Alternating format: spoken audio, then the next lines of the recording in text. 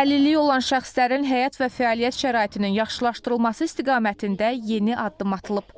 Təsdiqlənən qaydalara görə əlilliyi olan şəxslərin maneəsiz hərəkəti üçün müvafiq şərait yaradılacaq. Qaydalara görə girişdən tutmuş daxili keçidlərə, təxliyə yollarına qədər geniş sahələr əhatə ediləcək.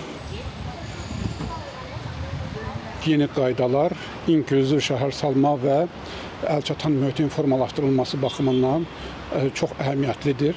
Burada şəhərsalma işlərini həyata keçiriləndə təbii ki, əlilliyi olan şəxslərin də həm xidmət sahələrinə, hər binalarda təxliyə olunmasında, fövqəladə hallar baş verəndə maneəsiz şəkildə müəyyən keçidlərin edilməsində rahatlığın təmin edilməsi nəzərdə tutulur. Əlilliyi olan şəxslər üçün zəruri olan həyat və fəaliyyət şəraitinin yaradılması yeni tikilən obyektlərdə və yaşayış binalarında tələb kimi qoyulacaq.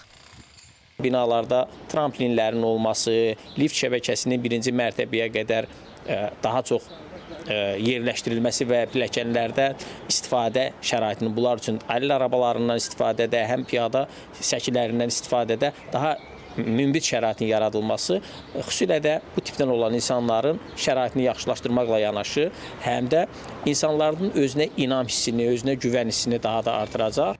Əlilliyi olan şəxslər üçün əlçatan olan layihə həlləri binadakı digər əhali qruplarının həyat fəaliyyətlərini məhdudlaşdırmamalıdır. Lalə Allahverdiyeva, Çingiz Qəniyev, Novruz Kazımov, Əntiqə Fərəcova, ASTV Xəbər.